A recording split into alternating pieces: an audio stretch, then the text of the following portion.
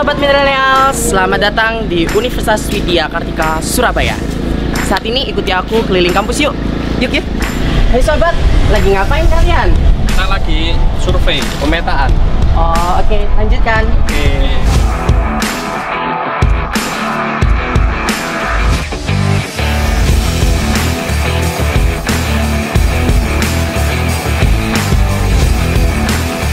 Untuk mencari referensi, saya selalu ke perpustakaan ini.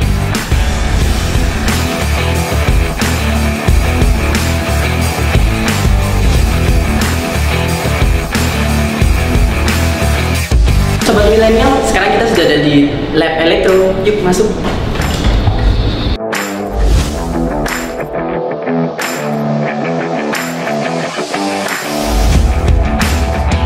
Sekarang kita sudah ada di lab teknik informatika.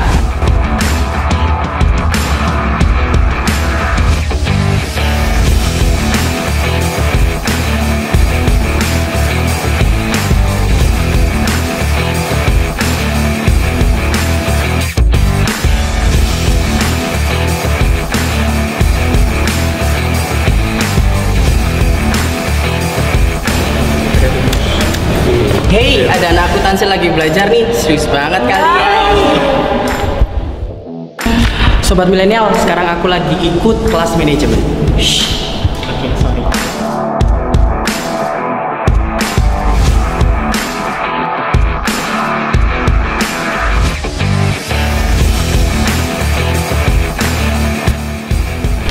Yuk bergabung dengan kami di Universitas Widya Kartika. Humanis, inovatif, kreatif. Yeay!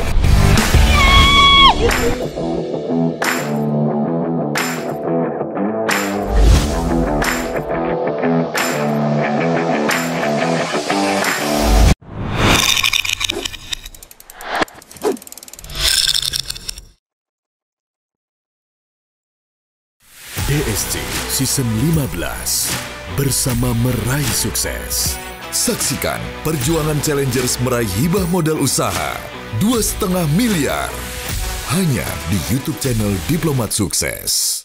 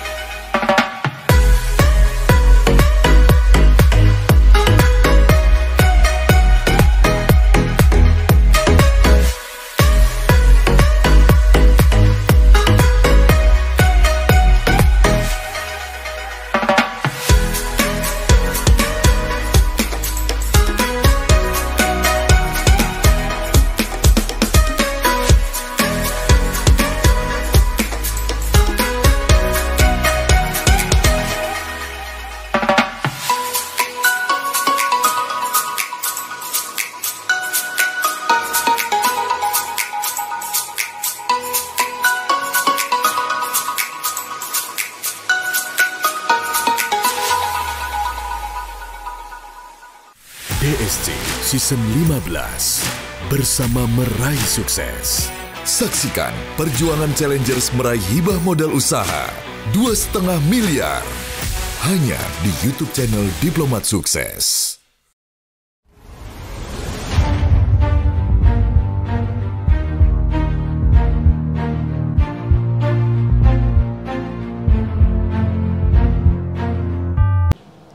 Halo, selamat malam teman-teman. Apa kabar?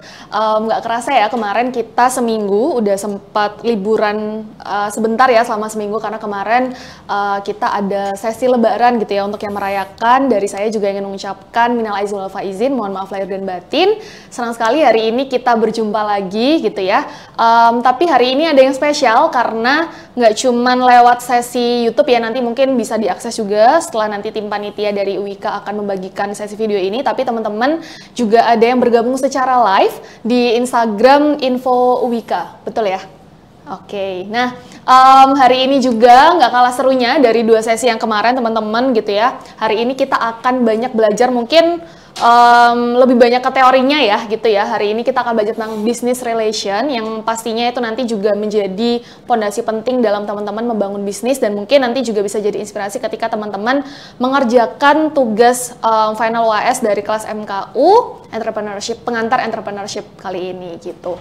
Nah, mungkin izinkan saya dulu untuk menyapa narasumber hari ini. Sudah hadir di tengah-tengah kita Bapak Arga Prihatmoko. Selamat malam Pak. Selamat malam Pak. Bagaimana kabarnya Pak? Alhamdulillah baik. Nah mungkin perkenalan singkat ya Pak. Bapak Arga ini merupakan Impact Relation Manager dari PT Wismilak Inti Makmur Tbk, yang mungkin nanti akan memberikan banyak insight-insight materi ya teman-teman tentang business relation, karena beliau ini juga sudah sangat berpengalaman gitu ya di bidangnya. Tapi mungkin sebelum kita mulai sesinya, mungkin Pak Arga mau menyapa sepatah dua patah kata untuk teman-teman yang sudah bergabung. Mungkin ada yang di live, ada juga nanti yang mengakses lewat YouTube UIK Pak. Selamat malam rekan-rekan sekalian. Perkenalkan, saya Arga Prihatmoko. Saat ini tadi yang disampaikan Mbak Audi, jadi Impact Relationship Manager di PT Wismilak Inti Makmur.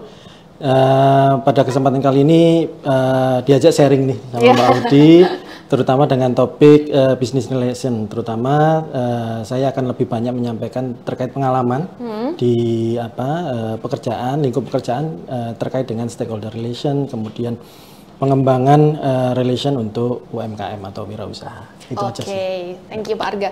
Nah, jadi itu ya tadi ke-spill dikit tentang highlight materi yang akan kita bahas pada hari ini. Sebenarnya agak banyak relate juga teman-teman dengan sesi yang, terutama sesi yang kemarin ya, sesi kedua bareng Kak Mirna Anissa gitu, dimana salah satu hal yang penting adalah networking atau jejaring. Nah, mungkin di sini kita sebagai pemula atau mungkin yang sudah merintis bisnisnya juga gitu ya, ada yang bingung mungkin gimana sih cara yang paling efektif, atau mungkin gimana sih cara kita punya mungkin loyal networking dan lain sebagainya. Nah, kita akan kupas hari ini gitu.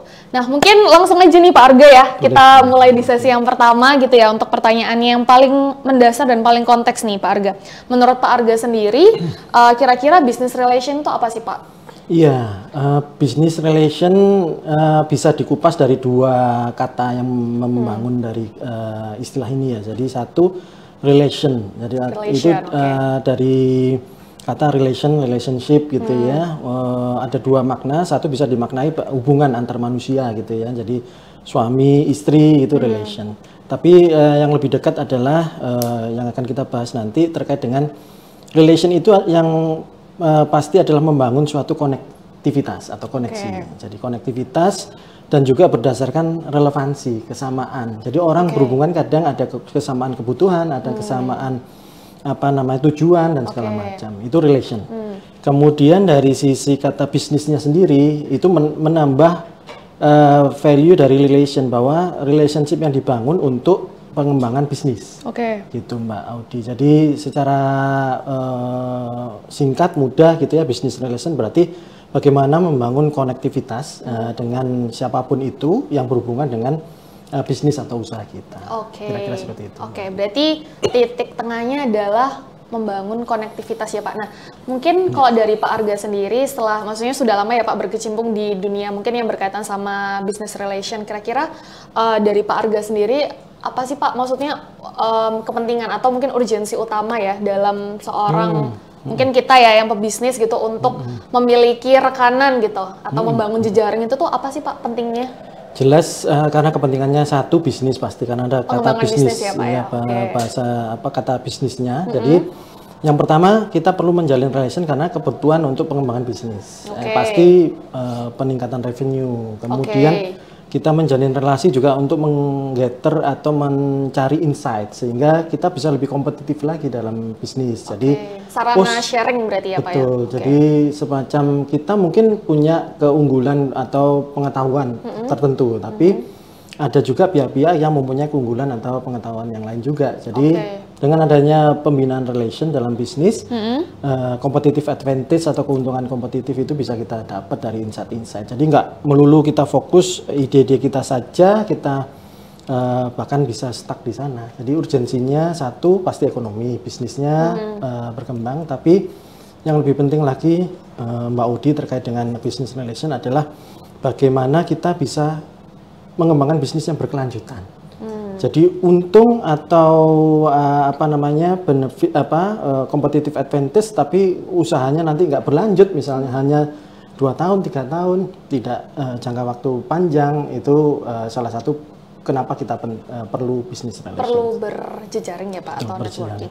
Tapi kira-kira apa ya Pak, mungkin kayak di titik mana akhirnya para pebisnis itu tuh merasa butuh rekan gitu. Jadi kayak mungkin apa ya, mungkin bisa dibilang kalau saya sendiri yang memang bukan pebisnis ya Pak, tapi kayak bingung gitu. Kadang mungkin dalam kehidupan sehari-hari aja kayak kira-kira kapan ya kita bisa reach atau mungkin approach untuk rekan yang kira-kira ini potensial nah untuk pengembangan gitu. Sebetulnya mulai awal kita berusaha itu business relation perlu atau berjejaring perlu dibangun karena dari awal, betul, karena pengalaman saya pernah bikin program untuk pengembangan UKM pemula gitu ya Mbak Odi ya. Itu kita amati ternyata dari 2 tahun pertama itu masa-masa krusialnya. Jadi masa-masa awal kita mengembangkan bisnis, betul. Karena apa, ternyata pebisnis itu tadi itu merasa wah bisa nih, saya mampu nih untuk mengatasi permasalahan yang ada. Tapi ternyata aspek dalam bisnis pengelolaan usaha itu banyak aspeknya. Manajemen keuangannya, kemudian pemasaran, tata kelola produksinya, kemudian sampai tata kelola keberlanjutannya, itu aspek-aspek yang kayaknya agak terlalu berat ya untuk pemula dilakukan sendiri ya Pak. Untuk dilakukan sendiri. Jadi mulai awal pengalaman saya penting, apalagi 2 tahun pertama kita berwirausaha, karena di situ krusialnya.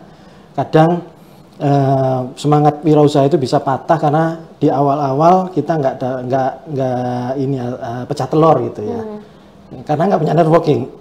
Kemudian kadang-kadang bisa bertahan 1 tahun, kemudian 2 tahun, tapi kemudian nggak berkembang karena apa, butuh bantuan permodalan dan segala macam. Oke. Jadi akan sangat apa ya Pak? Mungkin akan sangat lebih baik jika dilakukan di awal. Tapi kadang kan kita ini ya kayak agak picky atau mungkin takut misalnya melihat rekanan bisnis yang ternyata apa mungkin bahasanya kayak menjegal atau gimana ya bahasa Surabayanya. Nah, itu gimana tuh Pak? Mungkin kayak menghadapi atau mungkin bisa menempatkan diri untuk bersiap lah ya. Ketika misalnya kita dihadapkan dengan rekan bisnis yang ternyata dia sangat kompetitifnya yang mungkin kadang bisa merugikan bisnis kita sendiri. Justru kalau pengalaman saya Mbak, bukan hanya mitra bisnis atau rekan bisnis. Business relation itu dengan semua pemangku kepentingan yang terkait dengan bisnis kita. Ada karyawan, ada lingkungan sekitar. Bisnis nggak akan berjalan kalau lingkungan sekitar misalnya protes misalnya. Hanya masalah sepele, misalnya kita buang air limbah misalnya dari produksi kita. Itu perlu di-maintain juga. Kemudian termasuk investor dan segala macam. Jadi yang luas pertama banget ya Pak, berarti business relation maksudnya stakeholdernya nggak cuman pemangku kepentingan, stakeholdernya banyak. Jadi semuanya harus dikelola dengan baik. Itu Mbak Udi. Khusus untuk rekan bisnis, salah satu yang pengalaman saya dalam mendampingi UMKM dalam program pengembangan UMKM, yaitu kadang kita terlalu cepat juga istilahnya memutuskan, iya saya akan, artinya semuanya kita engage, semuanya kita engage. Enggak. Jadi salah satu tahap awal daripada business relation itu memetakan, memprioritaskan, mapping berarti ya Pak. Betul. Mana stakeholder yang penting, mana stakeholder yang prioritas, mana stakeholder yang istilahnya berimpact pada bisnis atau usaha kita. Nah itu tadi menarik ya teman-teman, tadi Pak Arga sempat bilang ternyata business relation itu tuh cakupannya sangat luas ya. Bahkan sesederhana yang mungkin paling terdekat adalah karyawan atau mungkin tim yang dimiliki oleh si business owner itu sendiri ya Pak. Nah, kalau misalnya menurut Pak Arga sendiri, mungkin dalam kurun waktu bekerja yang sudah sangat lama ini, menurut Bapak kira-kira apa sih Pak hal mungkin tantangan terbesar ya ketika kita mungkin memulai atau mungkin maintenance si business relation ini Pak? Sama seperti relasi yang arti kata pertama tadi, hubungan antar manusia ya. Itu pengaruhnya penting adalah satu, kepercayaan, trust. Kemudian yang kedua adalah komunikasi. Trust dan komunikasi. Jadi itu yang istilahnya pondasi ya Pak. Pondasi apa? Start awalnya itu yang harus dijaga. Kita harus punya bisa dipercaya dan juga bisa trust sama orang, respect sama mitra, respect sama semua pemangku kepentingan. Sama yang kedua, komunikasi itu banyak yang bilang komunikasi itu seni, dan memang betul, apalagi dalam relasi, dalam membangun relationship gitu ya, apalagi bisnis relationship. Kadang salah pemahaman gitu ya, misunderstanding gitu aja sedikit. Yang ini niatnya mau kerjasama nih, tapi kita niatnya masih belum belum clear gitu. Itu bisa menyebabkan hambatan atau tantangan saat kita build business relation. Kemudian yang kedua, yang pemangku kepentingan yang tepat, itu tadi gunanya mapping Mbak Audi. Jadi kadang kita merasa nggak perlu saya hadir atau berjejaring dengan unsur pemerintah misalnya, nggak perlu saya berjejaring dengan unsur misalnya wirausahawan lain, toh saya lebih duluan ini menjalani usaha. Nggak gitu juga. Jadi itu pentingnya mapping, karena contoh aja ini pengalaman saya kebetulan banyak pengalaman di sisi membangun relasi dengan unsur pemerintahan atau government. Kadang masing-masing itu nggak terkoneksi karena beda persepsi, beda mindset. Government kadang mindsetnya ke UKM adalah ya ini penerima manfaat dari program saya, jadi ikut aja, nggak merasa ada pentingnya wirausaha atau UKM untuk mereka maintain gitu. Sebaliknya UKM kadang berpikir, wah ini untuk government saya perlunya hanya untuk ngurusin perizinan, tapi ternyata seringkali dari situ juga bisa dapat jejaring yang lebih luas, karena biasanya program-program dari pemerintah itu mereka yang punya istilahnya relasi ke stakeholder yang lainnya. Biasanya mereka mengadakan satu acara, mereka punya kemampuan untuk mengundang pihak-pihak pemangku kepentingan yang mungkin dari sisi pengusaha atau dari sisi kita UKM bisnis nggak punya relasi ke sana. Oke, I see. Iya sih, mungkin jadi pasti ada perbedaan ya Pak. Tapi kalau menurut Pak Arga sendiri, menurut Bapak ya dalam menanggapi hal ini tuh seperti apa Pak? Kalau misalnya nih ternyata mindset yang dimilikin adalah aku cuman pengen bangun relasi bisnis hanya untuk kepentingan ekonomi saja. Nah, apakah hal itu juga akan berpengaruh terhadap ya udah ketika misalnya ada di situasi si dua pengusaha ini akhirnya stuck di mungkin omset yang segitu-segitu aja, terus akhirnya kan nggak berlanjut ya Pak. Nah itu kira-kira mindset apa sih Pak yang harus benar-benar dimiliki oleh? Kebetulan nih Mbak Audi tanya, saya agak lupa tadi di sisi definisi relationship. Jadi kalau digabungkan business relationship itu tadi mengkonektivitaskan dua kepentingan. Tapi yang utama adalah adanya bisa terbentuk mutual relationship ya. Jadi sama-sama saling menguntungkan.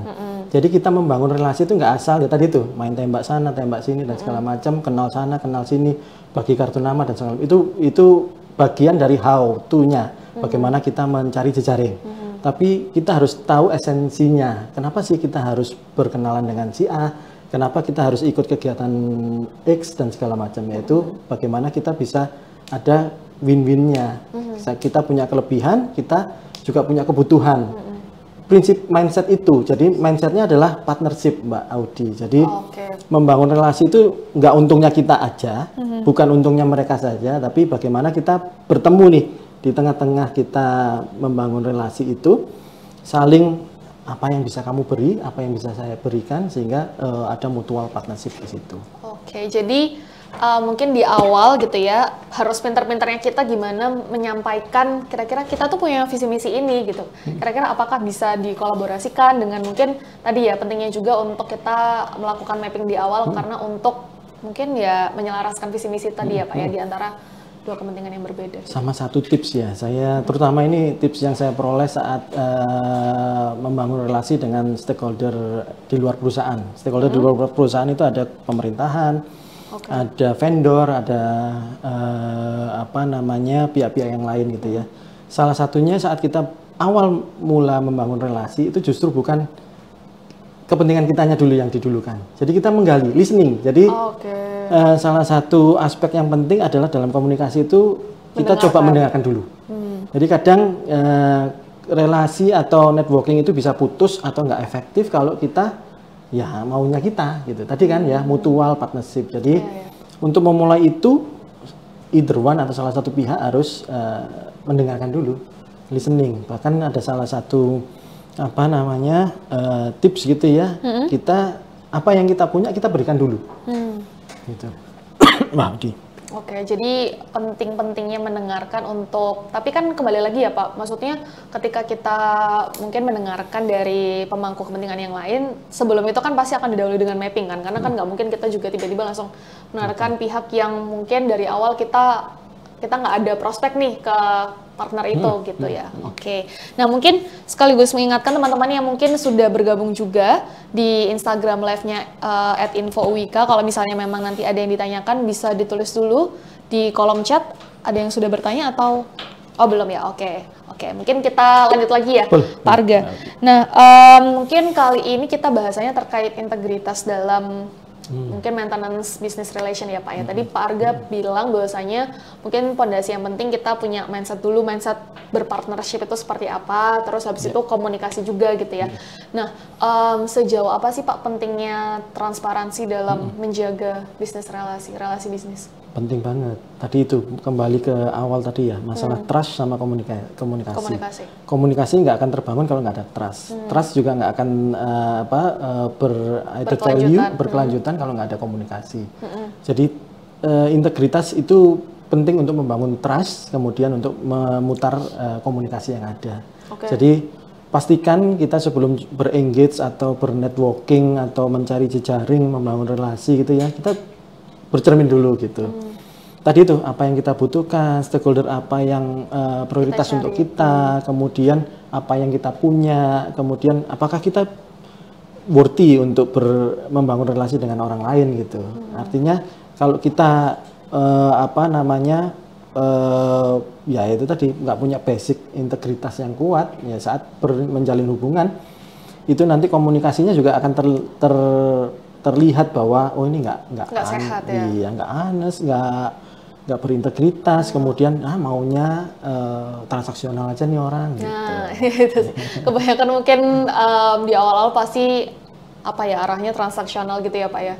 Oke. Nah kalau untuk ini Pak reputasi ya tadi mungkin kayak trust itu salah satunya mungkin apakah bisa dibangun melalui kayak misalnya nih kita berpartnership ya Pak ya. Terus karena saya tuh maunya karena mungkin Bapak punya reputasi yang baik. Nah itu tuh kira-kira menurut Bapak gimana? Apakah reputasi itu menjadi penting? Ada faktor penting di mana reputasi itu diperlukan dalam membangun relasi. Cuma kadang itu nggak jadi yang utama juga Mbak Audi. Reputasi itu justru kita build dulu, kita bangun dulu sehingga kita dalam berrelasi dengan yang lainnya, orang lain itu jadi percaya atau trust sama kita. Contoh ini ya, kalau kita perusahaan gitu ya, mau membangun relasi atau jejaring dengan pemangku kepentingan misalnya pemerintahan atau apa, kita build dulu juga tunjukkan bahwa saya punya sesuatu nih, bahwa perusahaan saya berintegritas, perusahaan saya ini laporan keuangannya baik nih, kemudian perusahaan saya juga bertanggung jawab nih terhadap lingkungan. Nah reputasi itu yang kita bawa dalam berkomunikasi dengan stakeholder. Jadi untuk mencari kecocokan gitu. Itu kadang-kadang kita bisa kadang-kadang orang atau stakeholder yang sepertinya impact-nya nggak langsung dapat ke kita, tapi beberapa waktu perlu terus dibina atau digali. Ngobrol pertama mungkin nggak kelihatan nih, nggak nyambung nih.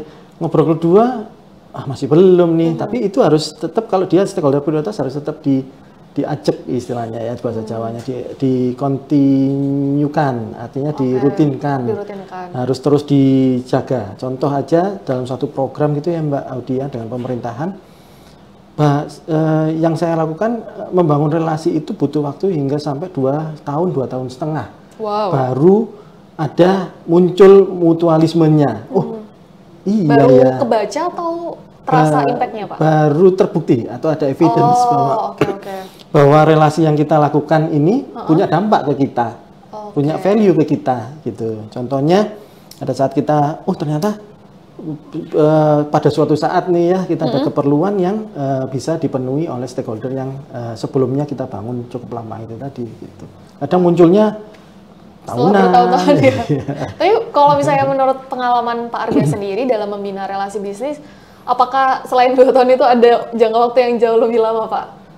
Rata-rata sekitar segitu kalau strategi atau ini apa namanya mekanisme atau cara kita how to-nya itu tepat gitu Mbak Audi. Satu tadi itu kita harus punya reputasi, kita build reputasi sendiri, reputasi kita dulu. Kemudian kita bangun trust-nya tadi. Kita berkomunikasi dengan ya nggak ini diterjemahkan transaksional aja gitu, ada butuhnya aja enggak, tapi kita bangun komunikasi yang jujur, kita dengarkan apa ini yang disampaikan mereka, insight-insight yang mereka sampaikan itu rata-rata sekitar 2 tahun, 2 tahun setengah lah. Kemudian kalau UMKM tadi itu minimal 2 tahun mereka survive, itu baru bisa mereka kita berikan pemahaman terkait membangun relasi bisnis. Jadi mereka fokusnya 2 tahun pertama itu memang survive dulu, ya cari relasi yang memang berhubungan dengan survivalnya usaha mereka. Jadi transaksional mungkin pendekatan pertama, tapi harusnya setelah itu relasi bisa dibangun atas dasar tadi itu mutual partnership. Oke, nah iya sih itu sih Pak. Tadi saya kepikiran gimana mungkin cara membangun relasi bisnis dengan mungkin kita benar-benar baru di awal, mungkin baru di survival mode untuk biar bisa dipercaya gitu, karena mungkin kan secara umur produk atau mungkin umur bisnis kita kan masih sedikit ya Pak, masih kecil gitu. Nah kira-kira berarti apakah yang diutamakan adalah hubungan yang memang sifatnya transaksional atau ada tips lain Pak? Untuk yang baru memulai pengalaman saya ya bisa kok kita mulai nggak transaksional. Jadi tadi itu kadang kita terdorong itu tadi ya kebutuhan, terdorong pada ambisi gitu ya. Aku maunya cepet, aku maunya instan gitu. Nah itu biasanya dari pengalaman pembinaan UKM atau wirausaha kami kemarin yang bisa bertahan 2 tahun, itu memang fokus dulu. Saya perbaiki diri saya sendiri dulu. Saya membangun reputasi saya. Saya istilahnya sampai kayak gini Mbak Audi, salah satu contoh adalah suatu saat ada satu bank perkreditan rakyat gitu ya, bank perkreditan rakyat mau kerjasama dengan program kami pengembangan wirausaha.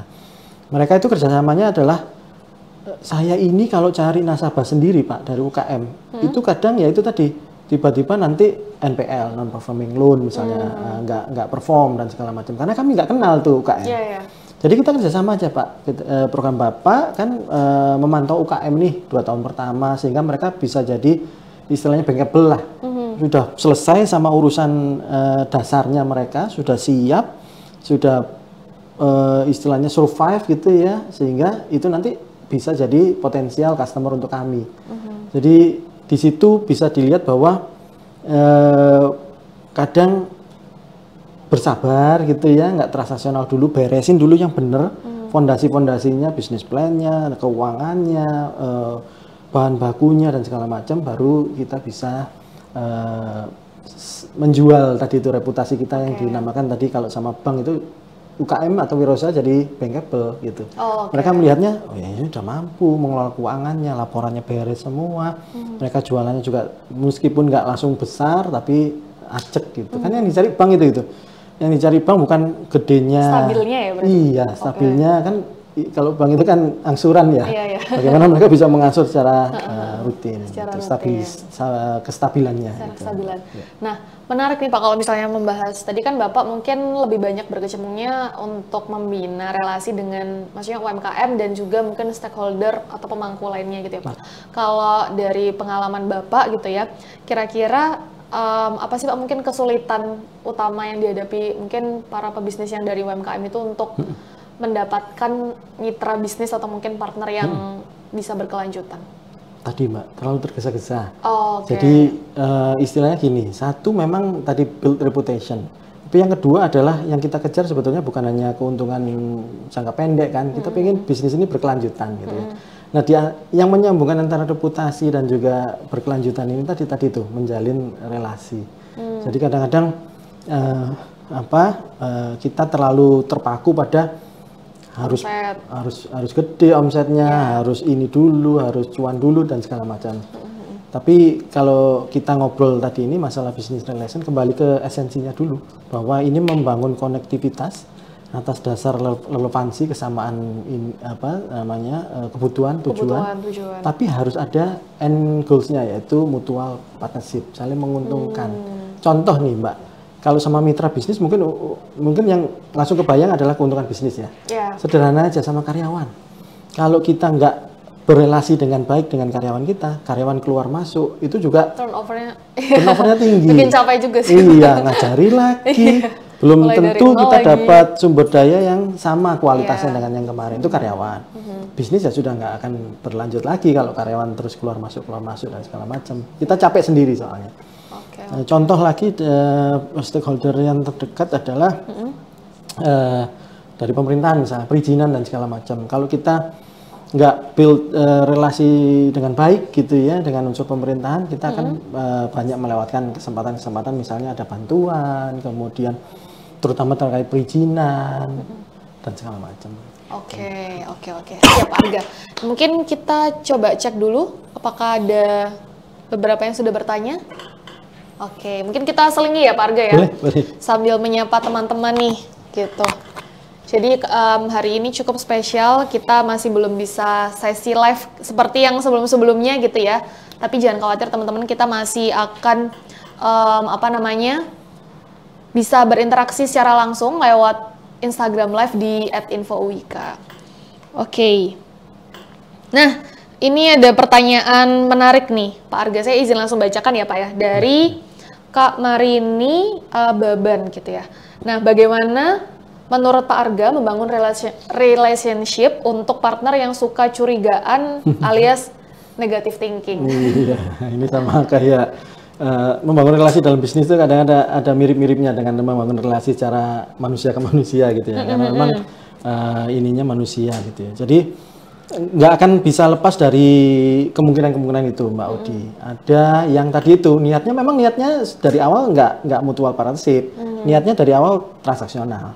Kemudian ada yang dari awal jadi dua pihak, trust itu tadi dibangun nggak bisa satu pihak, dua pihak harus trust, dan itu dibangun dengan respect gitu ya, saling menghargai. Kalau sudah kita ketahui nih, mitra kita ternyata negatif dan segala macam, itu kita harus istilahnya coba evaluasi dulu, cek dulu seberapa penting sih ini mitra untuk kita. Ternyata penting banget, tapi rese gitu ya, atau negatif gitu. Itu kita bisa, satu opsinya adalah try to build lagi, bangun lagi. Kira-kira ada tadi itu intinya kan komunikasikan aja, sampaikan aja, checking aja. Jadi kenapa sih ada isu atau ada concern yang mungkin nggak disampaikan dari awal misalnya, itu bisa dikomunikasikan. Tapi ternyata kalau memang nggak beneficial, nggak bisa terwujud mutual partnership tadi ya, mending kita coba cari alternatif yang lain gitu sih Mbak. Jadi negativity satu nggak harus langsung di cut off gitu ya, mungkin tadi itu ada ditelusuri dulu. Ya, mungkin dia kadang orang itu permasalahannya komunikasi tuh Mbak Audi. Kadang orang ada yang sungkan, iya, ada yang dibatin gitu ya istilahnya kalau bahasa Jawa itu dibatin aja, udah tahu jawabannya. Enggak, komunikasi ya harus berkomunikasi. Oke.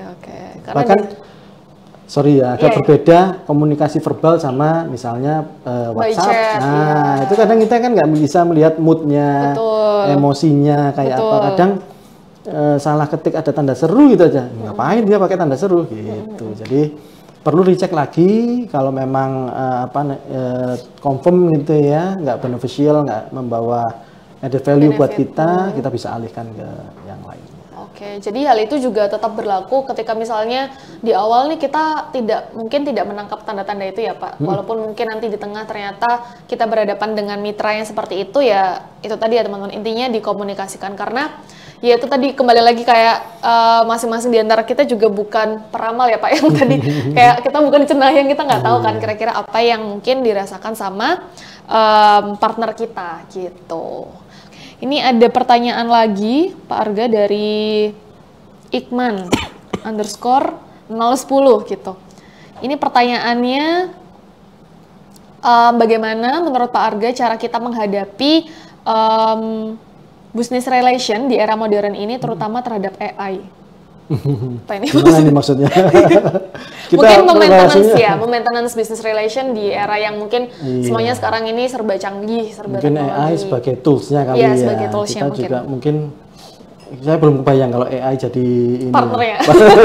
Gimana caranya? Mungkin yang memudahkan, mungkin iya tadi betul Pak, mungkin tools yang memudahkan maintenance kita terhadap business relation tuh mungkin seperti apa menurut Bapak? Tapi tetap ya Mbak Audi, relasi itu unsur face to face-nya tetap penting. Menjadi penting ya. Penting. Paling krusial ya. Contoh nih ya, contoh ini bukan di sisi wirausaha, tapi saya punya pengalaman waktu membangun relasi dengan stakeholder. Saya kebetulan waktu itu pegang area Bali, Nusa Tenggara, dan Indonesia Timur. Dari situ aja udah kebayangkan luas. Iya. Sementara saya sama tim hanya tim saya 2. Gimana nih caranya kita bisa segera mencapai hasil yang diharapkan perusahaan, membangun relasi yang produktif dengan stakeholder. Cara pertama tetap Mbak, pertama kali pegang area itu kita harus keliling dulu tuh, ketemu face to face sama orangnya, misalnya bupati, wali kota, dinas dan segala macam, sehingga kita bisa tahu paling nggak first impression, kemudian analisa pertama awal. Bukan judging ya, tapi pembacaan analisa awal itu, cara berkomunikasi dengan orang ini, si A ini begini loh. Cara berkomunikasi dengan si B itu gini. Kalau dia berkata seperti ini, itu bukan marah berarti, tapi dia being firm gitu, menjadi tegas gitu. Baru setelah itu kalau ada masalah, kita maintainnya tetap bisa remote gitu. Tapi kita maintain tetap. Nggak harus ketemu face to face setiap saat, tapi kita rutin maintain, say hi, kemudian ada perkembangan apa dan segala macam. Salah satu evidence atau proofnya bahwa relasi itu mutual, akhirnya pada saat COVID. Pada saat COVID itu kita malah nggak bisa kemana-mana tuh kan, bingung. Ternyata di Ambon ada pembatasan angkutan barang logistik misalnya. Ada kendala nih, truk kita ditahan di pelabuhan gitu kan. Ya kita punya modal tadi, kita punya kenalan di Ambon, meskipun bukan dinas perhubungan, tapi kita bisa trust sama si itu orang itu juga trust sama kita, membantu mencarikan kontak ke dinas perhubungan. Akhirnya bisa terselesaikan masalah itu. Jadi AI penting gitu ya, karena zamannya memang zaman IT gitu ya, zamannya AI. Betul. Tapi ya itu tadi, sering kan orang ngomong, wah AI kita jadi gimana? Kita yang menentukan bahwa AI itu akan jadi tools untuk kita, untuk bisa improve relasi kita. Contoh sederhana adalah misalnya kita berkomunikasi beda bahasa, AI bisa bantu kan sekarang, bantu pakai bahasa dia yang sesuai dengan how to-nya mereka berkomunikasi. Mungkin itu kali ya maksudnya. Oke, siap, betul Semoga Pak. menjawab. Oke, jadi AI cukup untuk menjadi tools yang sekiranya memudahkan kita mungkin di beberapa part ya, tapi tetap kembali lagi memaintenance secara langsung ya Pak, face to face itu menjadi hal yang paling krusial. Rutin juga perlu ya. Relasi itu harus rutin, berkala lah istilahnya gitu, reguler. Nggak harus sering-sering. Contoh ini baru ada Lebaran gitu misalnya ya, misalnya mengucapkan silaturahmi, kemudian nanti ada tahu kita misalnya mitra kita itu ulang tahun, mengucapkan selamat ulang tahun. Nggak harus ngirimi kue, nggak. Cuma itu aja menunjukkan perhatian kan. Betul. Orang kadang kenapa dia Ucapin. ini ya, kok tahu ulang tahun saya, Iya, padahal iya, kita kelihatan dari media sosialnya misalnya dan segala macam. Oke, siap-siap Pak Arga. Oke, ini ada pertanyaan lagi Pak Arga dari Kak Amuliani. 1000 kayaknya pesertanya kalau ini ya, banyak pertanyaan. Ini ada 10.000 nih kayaknya Pak. Oke, bagaimana menurut Pak Arga cara membangun relasi baru bersamaan dengan mempertahankan pelanggan atau konsumen yang lama dalam bidang jasa dengan mempertimbangkan kondisi keuangan yang kurang baik? Gitu. Iya, itu justru pentingnya membangun relasi. Artinya kita nggak taking for granted ya untuk pelanggan kita gitu. Kadang kita gini, pernah ada satu case wirausaha atau UMKM dampingan kita gitu ya. Dia bingung nih, dia sudah punya market yang tetap gitu ya. Dia sudah bisa kita bantu dapat market yang tetap untuk skala nasional. Kemudian dia satu waktu kita ikutkan expo, kita ikutkan pameran, karena ada peluang yang lebih besar lagi, bahkan bisa ekspor waktu itu. Ya itu tadi, balik ke prinsip pertama, kita harus mengukur diri kita sendiri dulu. Kita mampu nggak ini pada saat ini menghandle pelanggan 1000 misalnya. Kemudian ada potensi kita ketambahan pelanggan 5000. Contoh nih, saya pernah resign dari perusahaan karena itu ya terlalu pede pegang mendampingi UMKM, kayaknya bisa nih. Saya resign, saya jualin produk-produk UMKM binaan. Jadi saya sortir tuh, saya kurasi produk-produk UMKM binaan, kemudian dapat satu potensi customer itu di luar Jawa, di Pangkalan Bun kalau nggak salah waktu itu. Mereka minta order dalam jumlah besar, saya kasih dong. Wah, bisa nggak? Nah, ternyata goyang, kualitasnya goyang, kapasitasnya nggak mencukupi dan segala macam. Jadi tipsnya mungkin ya satu, tadi itu, kalau kita mau betul-betul memastikan relasi kita dengan yang lama sama yang baru tetap jalan, dua-duanya berkesinambungan gitu ya. Kita harus terus upgrade diri kita sendiri dulu juga. Jadi kita harus, saya bisa handle nggak nih segini? Kalau nggak bisa handle dulu yang ada sambil kita mempersiapkan diri untuk prospek yang lainnya gitu. Jadi reputasi itu dibangun dari kita, persepsinya dari luar kan. Reputasi itu bagaimana orang mempersif kita dari penglihatan atau pengamatan mereka. Jadi dua-duanya penting, pelanggan sama potensi market yang baru, tapi kita tetap harus bisa improve trust atau reputasi kita dulu. Ukur dulu kemampuan, jangan dipaksakan gitu ya. Kadang itu juga overload ya Pak ya. Eman gitu. Tapi nanti justru lepas semuanya.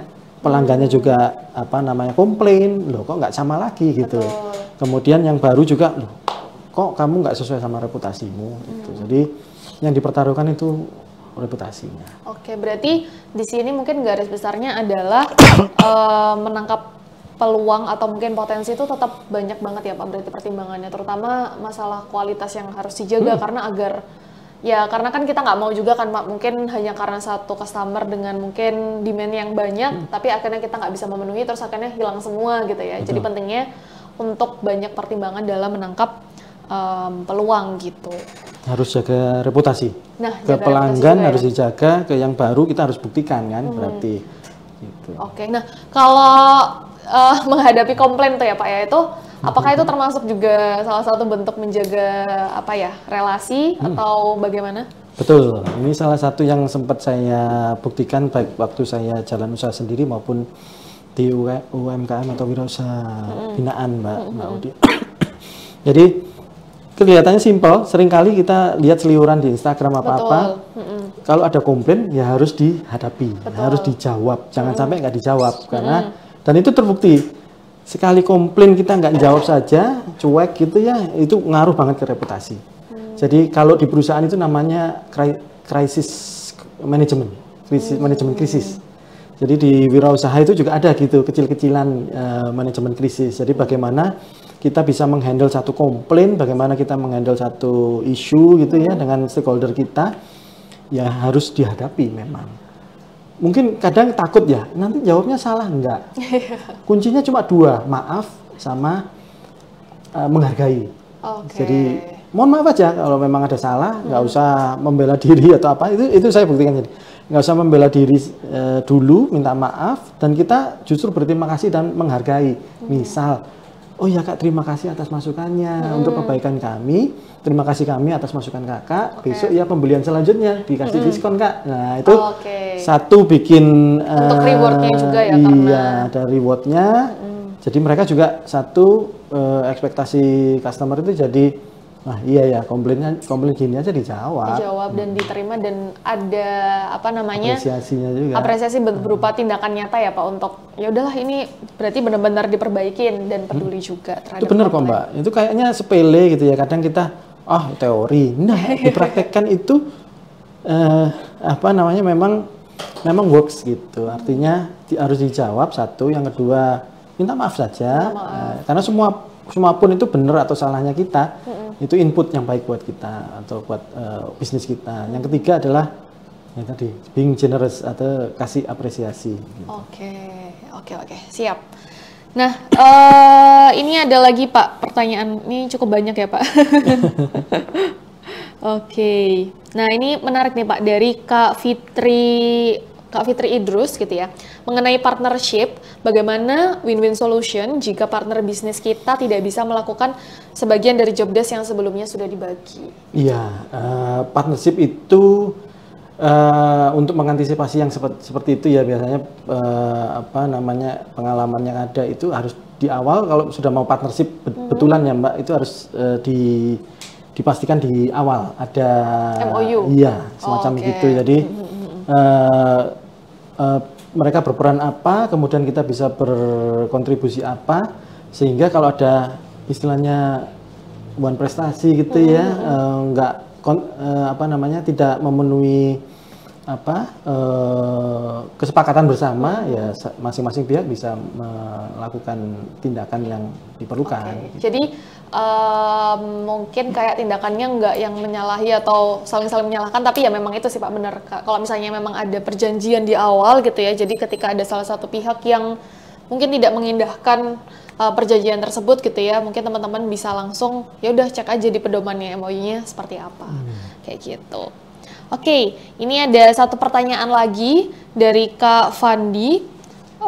Malam Kak, izin bertanya, bagaimana menyelesaikan situasi ketika pelanggan memiliki kebutuhan yang belum pernah Anda temui sebelumnya?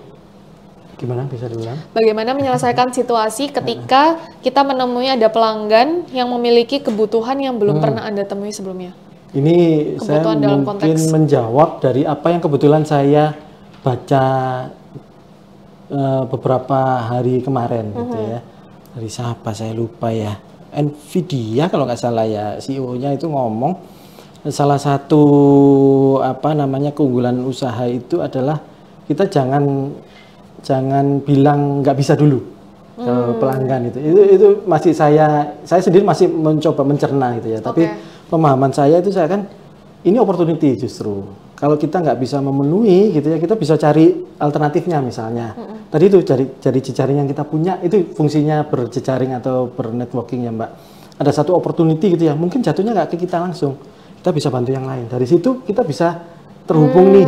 Saya bisa jadi kayak istilahnya gampang-gampangannya ya. Saya makelarin lah. Saya jadi makelarnya, saya jadi penghubungnya kayak gitu. Jadi saya menerjemahkan atau memahami tips itu adalah kalaupun pelanggan mau minta A, B, C, D, kita jangan jawab nggak bisa dulu, jawab aja ya kita bisa bantu, usahakan. Gitu. Kita bisa usahakan. Jadi prinsipnya harus positif, prinsipnya harus improve terus. Ini masih saya baca dari teori yang ada ya. Jadi kebetulan sih kalau dari pengalaman pembina wirausaha atau UKM, kebanyakan masih wirausaha skala pemula gitu ya. Dan salah satu mungkin yang paling dekat itu ya sama seperti tadi saya cerita waktu COVID. Jadi COVID itu banyak pelajarannya Mbak Audi ya. Salah satunya adalah waktu itu UKM makanan minuman itu pada kolaps. Karena tadi itu nggak bisa bertemu, nggak bisa beli. mungkin ada pengiriman tapi juga masih belum sekencang sekarang gitu ya. Salah satunya adalah kita ngebundling waktu itu. Bundling UKM makanan dengan UKM yang waktu itu sangat dibutuhkan, dicari orang apa? Masker, betul, masker kain. Jadi UKM-UKM kita yang fashion gitu ya, yang basicnya apa? Pakaian misalnya, kita ajak untuk bikin masker. Kemudian maaf, kita bundling sama UKM-UKM yang makanan minuman, bentuknya jadi kayak hampers gitu. Dan makanan minuman waktu itu kita akhirnya ketemu yang dibutuhkan banyak, simple, efektif, efisien adalah frozen food waktu itu. Oh, oke. Ya, jadi ya. Jadi diversion artinya merubah apa namanya, ternyata kita aslinya nggak bisa kan pertama kali UKM-UKM itu apa ya, kita bisa melakukan apa, ada kebutuhan masker nih, ada kebutuhan frozen food dan segala macam, kita bentuk bundling waktu itu antara UKM Dan fashion. berhasil ya Pak ya? Alhamdulillah lumayan ininya apa namanya, bisa survive sampai COVID. Bahkan sekarang ada Masih banyak berlanjut? yang masih berlanjut gitu. Jadi konsep berjejaringnya UKM kita bentuk kayak komunitas gitu kan. Dari komunitas mereka kadang ini waktunya nanti musim festive season ini Lebaran. Dari makanan aku ambil, dari craft aku ambil gitu, kita jadikan hampers, sama-sama dijual. Oke, jadi ada inovasi yang terbentuk ketika kepepet ya. Kebetulan COVID kepepet ya. Semuanya kepepet, serba kepepet. Oke, ini saya cek sepertinya sudah tidak ada yang bertanya lagi. Nah, teman-teman mau sekaligus izin reminder gitu ya, kita tinggal 15 menit lagi, jadi kalau misalnya teman-teman mungkin masih ada yang mau ditanyakan, bisa langsung tulis di kolom komentar gitu, atau kolom chat gitu. Oke, mungkin lanjut lagi nih Pak Arga, mungkin tadi kan bahasannya banyak yang di UMKM ya Pak ya. Nah, kalau menurut Pak Arga sendiri, kira-kira UMKM ini kan pasti kan butuh ya Pak, yang namanya investor gitu untuk pengembangan bisnisnya mereka gitu. Nah, kira-kira hal yang paling mendasar yang harus dimiliki oleh si UMKM ini untuk mungkin menarik investor untuk mengembangkan bisnis gitu apa Pak? Balik ke tadi Mbak, harus bisa di trust, harus punya trust kan si investor itu ke dia. Kadang investor itu nggak kenal dekat juga kan, nggak kenal dekat, baru ketemu ini ada business matching misalnya, baru ketemu.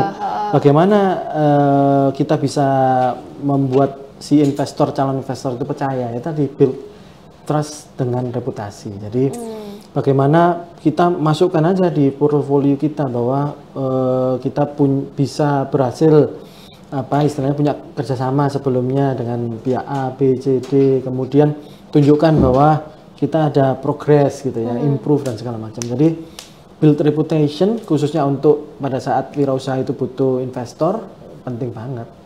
Nggak hanya wirausaha skala kecil menengah gitu, Mbak, perusahaan besar pun apalagi yang sudah go public kan butuh investasi investor. Caranya apa? Build reputation. Sekarang itu dipermudah dengan adanya merge ya antara laporan tahunan dengan laporan keberlanjutan. Apalagi investor zaman sekarang carinya itu perusahaan yang memang hijau gitu ya istilahnya. Di laporan keberlanjutannya dia punya inisiatif, itu reputasi. Dan itu harus di-build gitu Mbak Audi. Jadi untuk investor salah satunya adalah menjaga kepercayaan, menjaga reputasi yang harus kita build terus. Dan itu nggak berhenti. Reputasi itu harus terus dibangun. Nggak bisa, wah sekali aja ngadakan satu kegiatan charity gitu, ngadakan kegiatan CSR. Nggak, harus di-build karena dari sesuatu yang di-build orang jadi percaya, tahu kan, jadi tahu, ini committed banget nih perusahaan nih, committed ini di UKM, committed nih di green initiative dan segala macam. Gitu. Berarti untuk reputasi ini itu apakah fokusnya di produknya aja Pak, atau mungkin apanya nih sebagai perusahaan, atau gimana kalau untuk UMKM? Yes, tadi itu. Kok stakeholdernya kan nggak hanya investor, stakeholdernya nggak hanya pembeli gitu kan. Stakeholdernya ada internal kita, karyawan, kemudian how we treat tata kelola produksi, tata kelola pemasaran dan segala macam. Itu yang akan membuat holistik ya, keseluruhan dari bisnis kita itu dipandang terpercaya atau punya reputasi dari situ. Jadi bukan hanya produknya, iya produk untuk pelanggan, pasti kita harus jaga kualitasnya, kita harus jaga apa namanya, apa yang kita brandingkan, apa yang kita marketingkan itu terbukti ke pelanggan. Tapi selain itu karyawan bisa jadi membantu kita. Dia sederhana aja Mbak. Sekarang banyak kan orang bikin apa namanya istilahnya itu self journalism atau apa gitu ya. Journaling atau apa? Jadi karyawan itu membantu branding perusahaan dengan dia employer branding organik, tapi dia bangga atas perusahaannya. Oh iya. Wah, aku lagi ini nih jalan-jalan nih, diajak jalan-jalan iya, sama iya. perusahaan. Wih, lagi meeting nih dengan ini dan segala macam. Itu akan membantu membangun reputasi. Jadi reputasi itu satu set. Itu bukan hanya produk, tapi juga karyawan, stakeholder yang kita maintain semuanya, tapi juga diri kita sendiri sebagai owner kan. Banyak itu kemarin kita dengar kasus-kasus ya, perusahaannya udah gede, dapat investasi triliunan, ternyata ownernya nggak amanah gitu ya, nggak bisa menjaga kepercayaan, ya ambruk. Reputasi dari perusahaannya ikut juga. Oke, berarti citra atau reputasi itu sangat luas ya Pak ya. Maksudnya gimana caranya membangun citra itu utamanya dari dalam dulu, terus akhirnya nanti mungkin bisa ke expose sendirinya gitu ya, mungkin secara natural atau secara organik. Organik itu lebih sustain. Jadi sekarang kan ada mungkin ya apa ya istilahnya endorser atau influencer gitu ya. Kita kontrak mereka untuk menjual produk kita gitu kan ya, dengan basis ke basis ininya followersnya mereka. Tapi kalau nggak true, nggak honest, memang nggak berkualitas atau reputasinya baik, buang-buang uang gitu. Jadi kadang yang organik gitu ya, bagi-bagi aja Mbak di jalan gitu ya, Pak ini cobain produk kami. Orang kalau wah ini tadi saya dapat di jalan gratisan nih, enak juga, harus upload ke story kayak gitu. Oke, siap Pak. Nah ini merespon juga Pak, ini ada yang bertanya lagi dari Kak Yadia ya, izin bertanya, bagaimana respon ketika komunikasi dengan mitra bisnis mulai tidak efektif gitu, padahal, nah itu Pak, mungkin pertanyaan garis besarnya itu, bagaimana respon kita ketika komunikasi dengan mitra bisnis kita sudah mulai tidak efektif. Iya, balik ke tadi ya, introspeksi diri dulu. Jadi ke diri kita dulu, kemudian ya apapun itu harus dikomunikasikan lagi dengan mitra kita. Jadi jangan prejudis atau jangan ngejudge, jangan berasumsi ya. Boleh berasumsi untuk menganalisa aja. Oh, saya kurang di sini kayaknya. Oh, kayaknya mereka yang salah paham deh. Tapi itu nggak akan menjadi solusi kalau nggak dilakukan komunikasinya. Jadi sepahit-pahitnya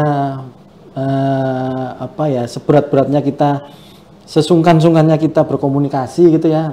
Sesuatu yang negatif itu kan kadang kita sungkan, kadang kita takut ya responnya nanti backfire nanti ini. Enggak, tetap harus dicoba disampaikan karena di situ justru ujiannya relationship. Pada saat berkomunikasi dua pihak sudah saling terhubung apa belum? Tadi balik ke pengertiannya kan, relasi itu konektivitas. Kalau berkomunikasinya saja belum terhubung, ya masih harus banyak yang dikerjakan dari sisi komunikasi. Betul. Bagaimana caranya? Kalau lewat teks nggak bisa, ketemuan nggak bisa, recall, ngajak fasilitator misalnya, pihak lain yang mungkin bisa menengahi atau bisa membantu. Yang jelas harus dikomunikasikan. Oke, siap. Nah, tadi selama Bapak sudah pernah menjalin relasi bisnis dengan mungkin berbagai pemangku kepentingan ya Pak, kira-kira ada nggak Pak momen atau mungkin, ya momen sih benar, momen yang mungkin paling membanggakan dalam hidup Bapak ketika menjalin relasi? Adakah mungkin impact yang mungkin dirasakan terus akhirnya saya dari sisi UMKM menyampaikan kepada Bapak, atau mungkin ada bentuk yang lainnya Pak?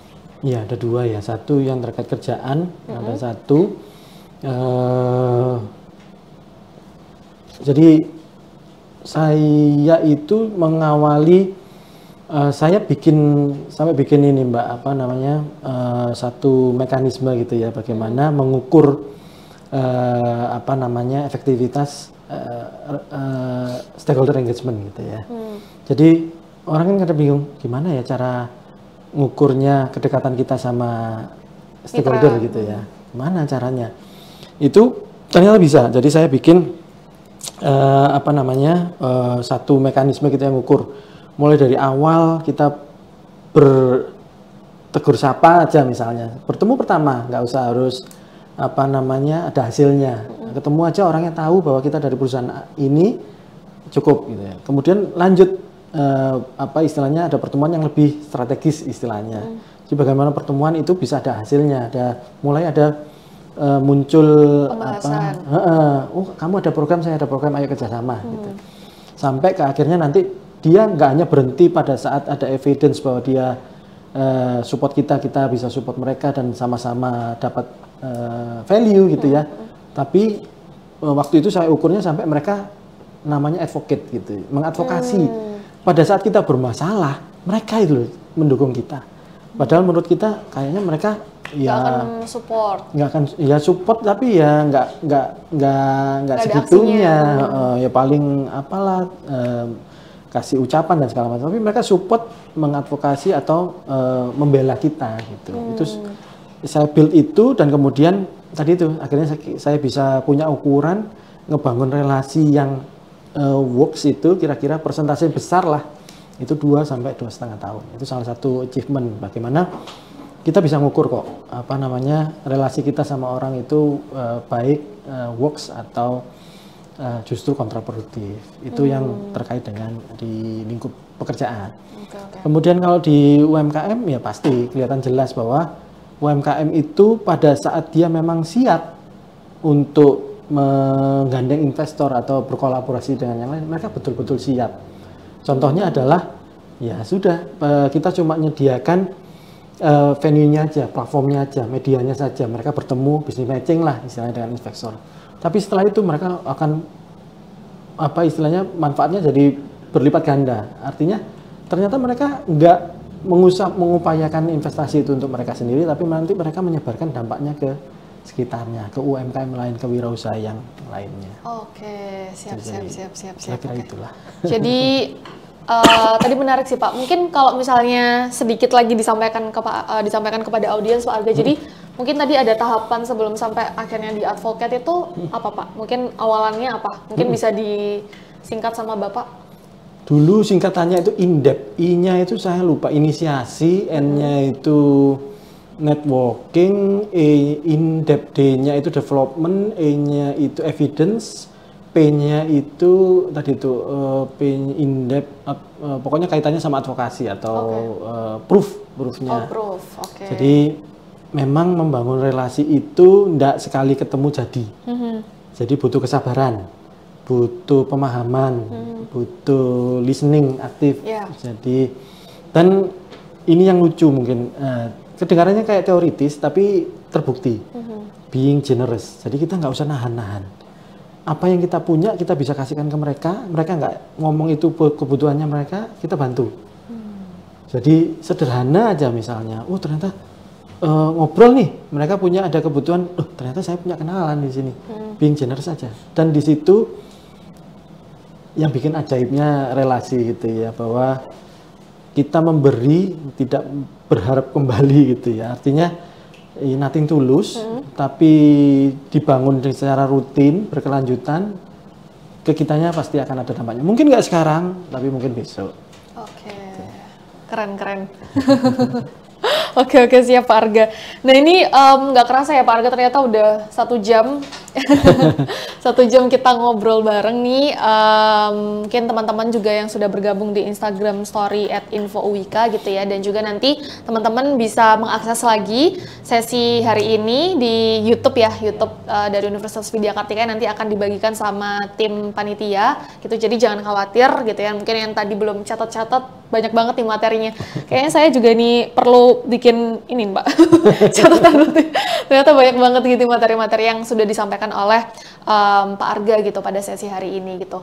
Mungkin terakhir Pak Arga sebelum kita tutup, Bapak ada closing statement, mungkin semangat untuk teman-teman yang terkait dengan business relation tadi itu jangan expect relationship itu terbangun sekali ya semalam. Tapi relation itu memang harus dibuild. Kemudian yang kedua adalah niatnya memang bukan untuk keuntungan finansial semata, tapi lebih kepada keberlanjutan usaha. Itu yang lebih penting kayaknya untuk usaha. Jadi siapa sih yang nggak mau usahanya terus berkembang sustain. Gitu ya, sustain. kadang sedih soalnya lihat usaha gitu ya, kita suka sama satu warung gitu, besoknya sudah tutup gitu kan. Itu satu kekecewaan sendiri. Jadi relasi harus dibangun dengan telaten, konsisten, kemudian nanti tulus dulu, jangan terburu transaksional. Kadang hasilnya nggak sekarang, tapi mungkin bisa besok. Di jangka berikutnya. Iya. Oke, siap. Sekali lagi terima kasih banyak Pak Arga untuk sesi sharingnya hari ini gitu ya. Terima kasih juga untuk teman-teman yang mungkin sudah bergabung secara online di Instagram Live hari ini gitu ya. Dari saya pamit undur diri gitu ya. Saya Audina, mohon maaf kalau misalnya ada pernyataan atau mungkin perbuatan yang salah pada sesi hari ini gitu ya. Sampai ketemu lagi di sesi berikutnya DSC Takeover Kampus yang berkolaborasi dengan Universitas Widya Kartika. Terima kasih, selamat malam semuanya. Terima kasih. DSC Season 15 bersama meraih sukses. Saksikan perjuangan challengers meraih hibah modal usaha 2,5 miliar hanya di YouTube channel Diplomat Sukses.